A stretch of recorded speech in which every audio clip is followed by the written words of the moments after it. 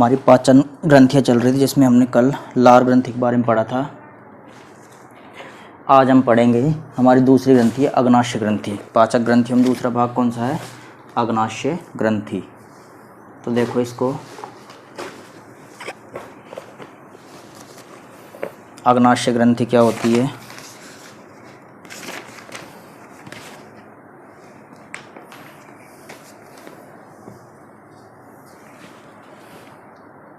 देखो सेकंड क्या है अपनी? अग्नाशय ग्रंथि। अग्नाशय ग्रंथि या पैनक्रिएटिक ग्लैंड। तो देखो अग्नाशय ग्रंथि जो होती है, अग्नाशय ग्रंथि एक दो भाग पाए जाते हैं। अंतःस्रावी अग्नाशय ग्रंथि होती है और बहिस्रावी या बाह्यस्रावी। बहिस्रावी दो प्रकार की पाई जाती है, अंतःस्रावी और बहिस्रावी। इसलिए इसके दो भाग होते हैं, अंतः और बहिस्रावी। इसलिए इसको एक नाम और होता है अग्नाशय ग्रंथि का। नाम क्या होता है? मिश्रित ग्रंथि बोलते हैं, मिश्रित ग्रंथि, क्योंकि इसके दो भाग पाए जाते हैं, बहिस्रावी और अंतःस्रावी भाग। अब देखो अग्नाशय ग्रंथि कहाँ पाई जाएगी? अग्नाशय ग्रंथि पाई जाती है, ये हमारा मान लो ये हमारा आमाशय है, ये हमारा आमाशय है। उसके बाद यहाँ पर आंत आती है, पहले छोटी आंत आएगी फिर बड़ी आंत आती है। तो देखो आमाशय और आंत, इसके बीच में यहाँ पर कहीं एक पत्ती के आकार की संरचना पाई जाती है। इस पत्ती के आकार की संरचना, इस पत्ती के आकार की संरचना क्या बोला जाता है? अग्नाशय ग्रंथि बोला जाता है। ये कहाँ पाई जाएगी? आमाशय और आंत के बीच में पाई जाएगी। देखो इस पत्ती आकार की संरचना जो होती है, इसमें छोटी छोटी कोशिकाओं के समूह पाए जाते हैं। ऐसे ऐसे छोटी छोटी कोशिकाओं क्या पाए जाते हैं? समूह पाए जाते हैं। इन छोटी छोटी कोशिकाओं के समूह को बोला जाता है लैंगरहैंस।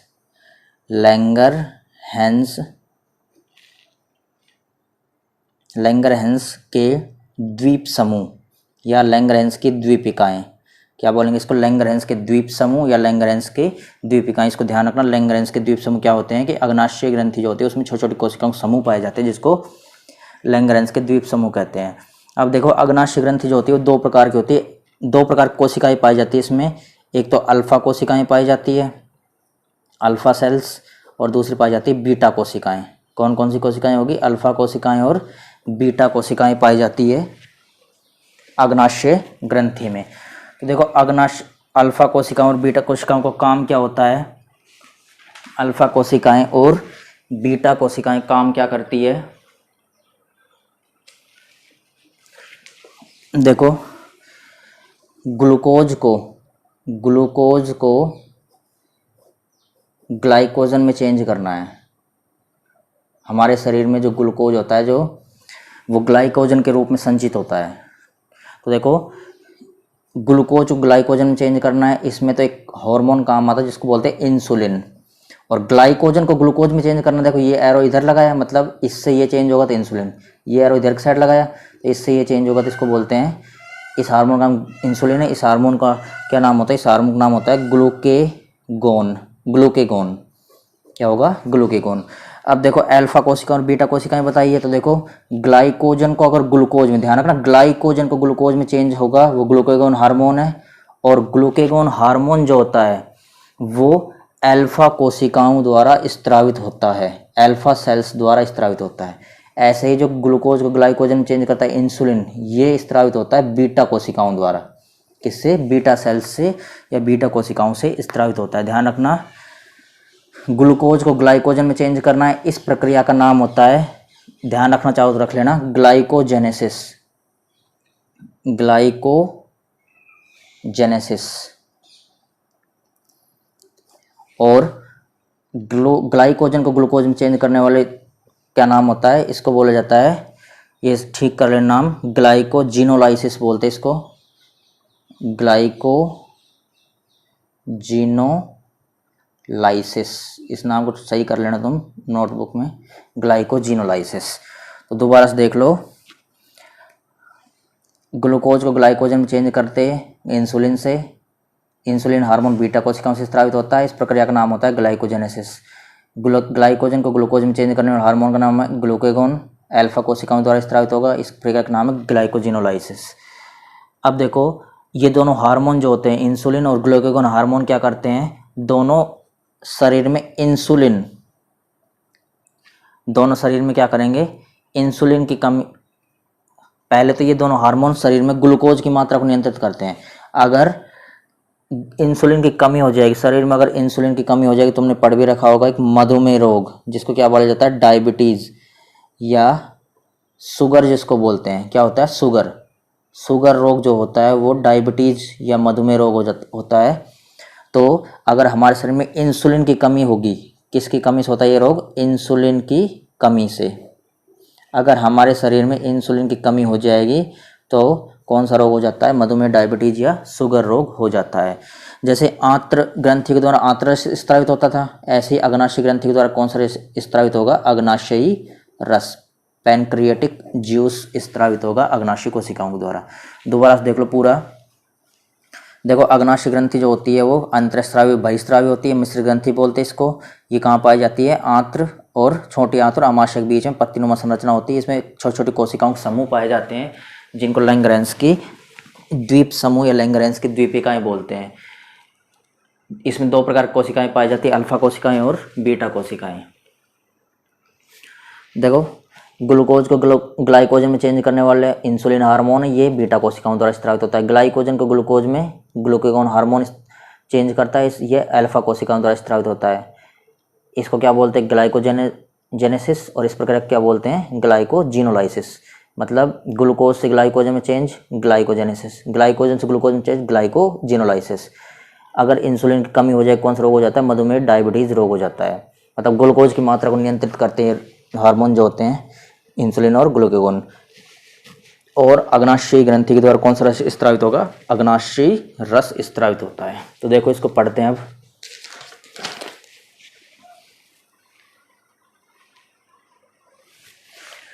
देखो अग्नाशय ग्रंथि अंतरस्रावी एवं बहिस्रावी दो प्रकार की होती है, इसे मिश्रित ग्रंथि भी कहते हैं। यह ग्रंथि आमाशय एवं छोटे आंत के बीच पाई जाती है तथा अग्नाशय ग्रंथि में विशेष प्रकार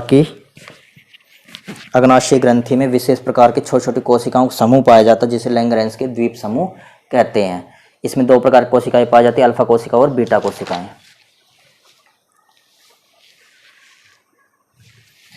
अल्फा कोशिकाएं क्या करती है, ग्लूकागोन हार्मोन स्त्रावित करती है, बताया तुमको, जो ग्लाइकोजन को ग्लूकोज में बदलता है, तथा बीटा कोशिकाएं से इंसुलिन हार्मोन स्त्रावित होता है जो ग्लूकोज को ग्लाइकोजन में बदलता है। ये पूरा बताया तुमको।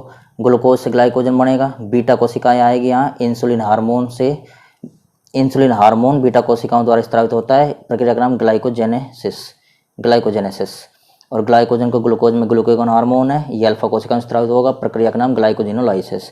इस प्रकार ये दोनों हार्मोन शरीर में ग्लूकोज की मात्रा को नियंत्रित करते हैं तथा इंसुलिन कमी होने पर कौन सा रोग हो जाता है, डायबिटीज या मधुमेह रोग या शुगर रोग हो जाता है। अग्नाशय ग्रंथि के द्वारा अग्नाशय रस स्त्रावित होता है। ये हमारा कंप्लीट हो गई अग्नाशय ग्रंथि। अब अगली ग्रंथि पढ़ेंगे यकृत ग्रंथि। देखो छोटी सी ग्रंथि है, तीसरा नंबर है यकृत ग्रंथि।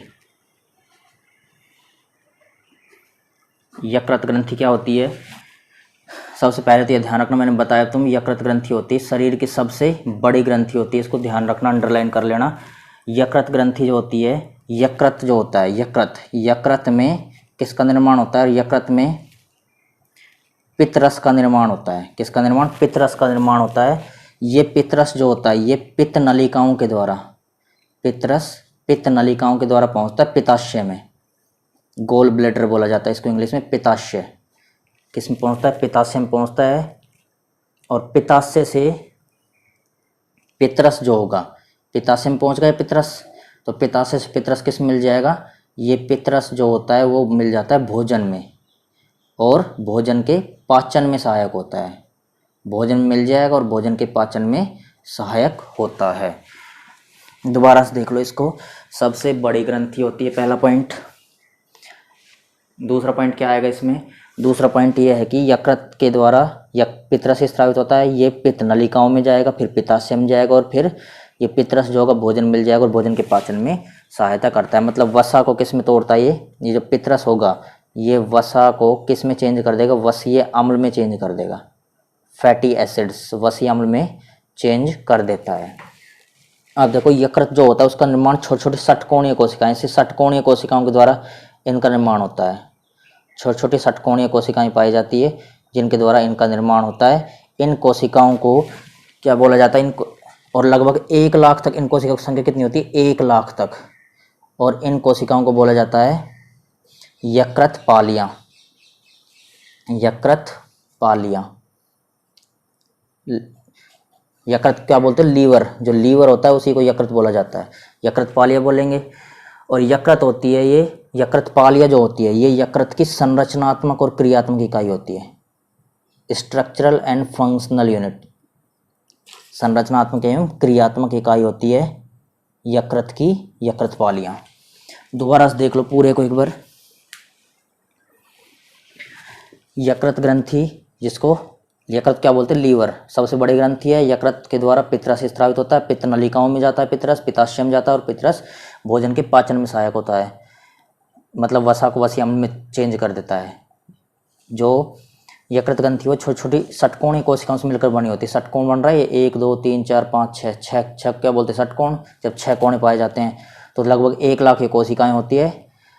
और इन कोशिकाओं क्या बोलते हैं? यकृत पालियां। यकृत पालियां यकृत की संरचनात्मक और क्रियात्मक इकाई है, मतलब स्ट्रक्चरल इसकी संरचना बनाएगी और कार्य में सहायक होती है। ये क्रियाएं यकृत के कार्य में भी सहायक होती है और इसकी संरचना बनाती है।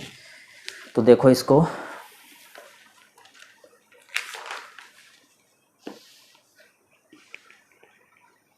यकृत शरीर की सबसे बड़ी ग्रंथि है। यकृत में पित्तरस का निर्माण होता है जो पित्त नलिका द्वारा पित्ताशय में आकर एकत्रित हो जाता है तथा पित्ताशय से पित्तरस भोजन में मिलकर पाचन क्रिया में सहायता करता तथा यह वसा को वसी अम्ल में बदलता है। आगे देखो, इसमें यकृत का निर्माण छोटे छोटे षटकोणीय 1 लाख कोशिकाओं से होता है, जिन्हें क्या बोलते हैं? यकृत पालियां। यकृत पालियां या लीवर लोब बोलते हैं। यकृत पालियां यकृत की संरचनात्मक क्रियात्मक इकाई है, लीवर लोब। यकृत पालियां क्या होती है? यकृत की संरचनात्मक क्रियात्मक इकाई है। देखो सबसे बड़ी ग्रंथि क्या बताइए? यकृत ग्रंथि। सबसे छोटी ग्रंथि देखो लिख रहा है ऊपर, पीनियल ग्रंथि। सबसे छोटी कौन सी ग्रंथि होती है? पीनियल ग्रंथि सबसे छोटी होती है। ये हमारा कंप्लीट हो गया तीनों ग्रंथियों के बारे में, लार ग्रंथि, अग्नाशय ग्रंथि और यकृत ग्रंथि। और हमारा पाचन तंत्र का भी पूरा कंप्लीट हो गया। कल से हम श्वसन और श्वसन तंत्र के बारे में पढ़ेंगे अगले वीडियो में।